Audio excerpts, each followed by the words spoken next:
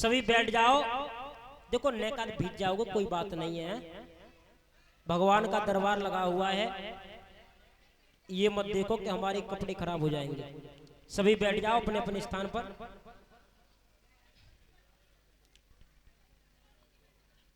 सूत जी समझाते हैं शौनकादिक ऋषियों, इधर आज सुखदेव जी महाराज जो हैं वो कहने लगे हैं कोई बात नहीं, हम आपको श्रीमद् भागवत श्रवण करा रहे हैं और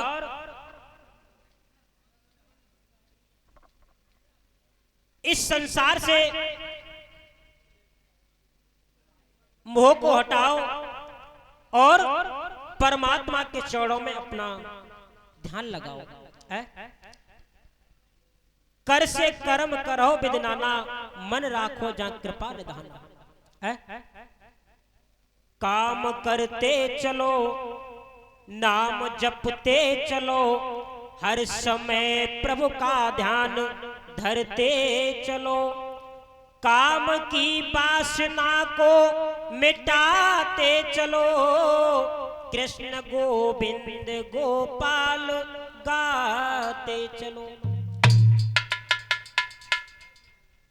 काम भी करना जरूरी है और भगवान का नाम भी लेना जरूरी है। थोड़ा बहुत दिन में समय ऐसा निकालो जो परमात्मा के चरणों में ध्यान दो, परमात्मा के लिए समय दो। देखो एक बात और मैं कहूंगा और मैं हर जगह कहता हूं, क्योंकि ये हम लोगों में एक कमी है क्या कि आजकल हम लोग जो हैं वो संसार के कामों में इतने व्यस्त हो गए हैं जो भगवान का ध्यान नहीं कर पाते, भगवान का भजन नहीं कर पाते हैं। काफी लोग हमको ऐसे मिलते हैं जो कहते हैं क्या करें महाराज, हमारे पास समय ही नहीं है भगवान के लिए। जिसने आपको भेजा है उसके लिए समय नहीं है। पहली बात यह है कि भगवान का भजन करना अति आवश्यक होता है इस मन को शुद्ध करने के लिए। और दूसरी बात यह है क्या, इस बात से आपका बहुत फायदा होने वाला है। ये बात और है, कुछ लोग कहते हैं कि हमारा मन नहीं लगता है, कोई बात नहीं, आपका पूजा में मन न लगे इससे कोई फर्क नहीं पड़ता, लेकिन सुबह और शाम लगभग 10 मिनट या 5 मिनट जितना भी आपको समय मिले उतना भगवान को दो, भगवान का भजन करने में लगाओ। इससे एक तो आपका मन शांत होगा, शुद्ध होगा, पवित्र होगा, और दूसरा जो आपकी आने वाली पीढ़ी है वो भी आपको देखेगी। आप बाबा हो तो नाती कहेगा हमारे बाबा जी भगवान का भजन करते हैं। बेशक आपका मन नहीं लग रहा है, लेकिन उनको दिखावटी भगवान का भजन करो, सामने बैठो, भगवान की पूजा पाठ करो, जिससे कि आपके नाती देखेंगे, आपने जो लड़के हैं पुत्र हैं आपके वो देखेंगे कि हमारे पिताजी हमारे बाबा जी भगवान का भजन करते हैं, तो उन पर भी यह प्रभाव पड़ेगा, वो भी भजन करेंगे।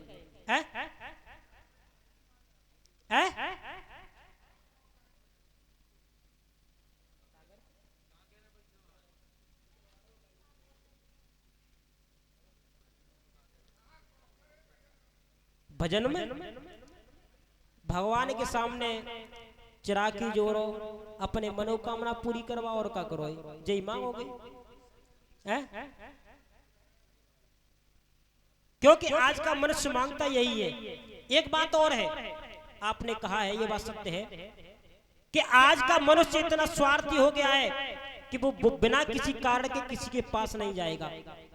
मंदिर में भी जाएगा तो उसका कोई ना कोई स्वार्थ होगा, कोई कारण होगा कि भगवान मेरा ये काम कर दे तो मैं तेरा ये करूंगा। तो मनोकामना लेकर के जाते हैं, निस्वार्थ मंदिर में भी कोई नहीं जाता। हर किसी की कामना होती है कि हमारा ये काम हो जाए तो भगवान हम तुम पे घंटा चढ़ाएंगे। हाँ, तो इसलिए थोड़ा बहुत समय भगवान के लिए निकालो और जिससे कि आपकी जो आने वाली पीढ़ी है वो भी भगवान का भजन करे। आप दारू पियोगे तो वो भी पिएंगे, जैसे हमने अभी बताया था, है? इसलिए अपने संतान के सामने देखो, खैर आप लोग बुजुर्ग हो, बैठे हो यहाँ, मैं आपके सामने बच्चा हूं, लेकिन मैं इस व्यास गद्दी से यह भी कहूंगा कि जो जैसे कर्म आपके होंगे वही कर्म आपके बच्चों पे पड़ेंगे, है? इसलिए आप सत्कर्म करो, क्योंकि जब बड़े बूढ़े ही मदिरा पान करेंगे तो बच्चा क्यों नहीं करेंगे, है? हाँ हाँ हाँ, हमारे परीक्षित महाराज बहुत बढ़िया हैं, बढ़िया तरह कथा सुनते हैं।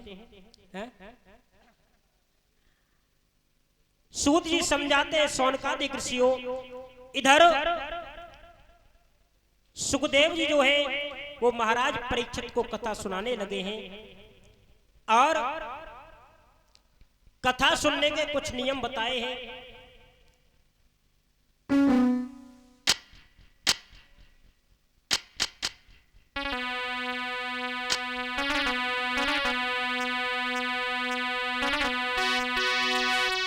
भक्तों तुमको याद रहे प्रभु का लगा दरबार यहाँ, तुम आना सभी शुद्धता से भक्तों का है यहाँ खान यहाँ।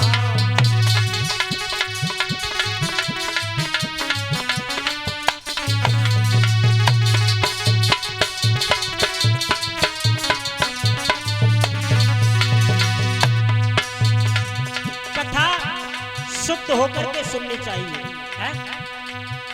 नित्य क्रिया से निवृत्त होकर के कथा पांडाल में बैठना चाहिए। और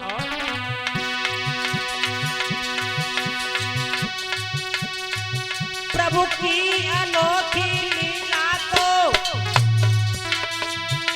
ये दास तुम्हें सुनाएगा, तुम ध्यान लगाए सुन लीजिए, जीवन में उजाला आएगा।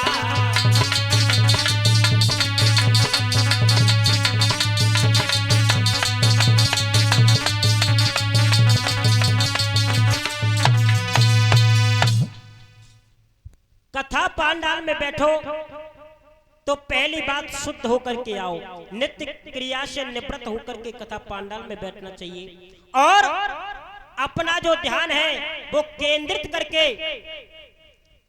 कथा पांडाल में बैठो। और ऊंच नीच का कोई भेदभाव नहीं होना चाहिए कि वो ऊपर बैठा है हम नीचे बैठे हैं, कोई कहीं बैठा है? जहां पर जगह मिले वहीं बैठ जाओ, क्योंकि भगवान के भक्त ही ऐसे होते हैं, जहां भी जगह मिलती है उनको अपनी सुध ही नहीं रहती हम कहां बैठे हैं? वो भी भगवान की भक्त एक मीरा थी, जिसे अपने तन मन का कोई होश नहीं था, जहां खड़ी है वही नाचे लगती थी, जहां गा रही है वही गाने लगती थी, उसे कोई होश नहीं था, है? वो भी एक भक्त थी। तो भगवान के भक्त ही ऐसे होते हैं जो पागल से हो जाते हैं, उन्हें अपने तन का कोई होश नहीं रहता है। इस तरह आज सुखदेव जी महाराज परीक्षित को कथा सुनाते हैं, और समय हो चुका है, आरती करा देते हैं। उसके बाद कल सभी भक्तों अपने समय से कथा श्रवण करने के लिए आए, एक भगवान का भजन बोले छोटा सा।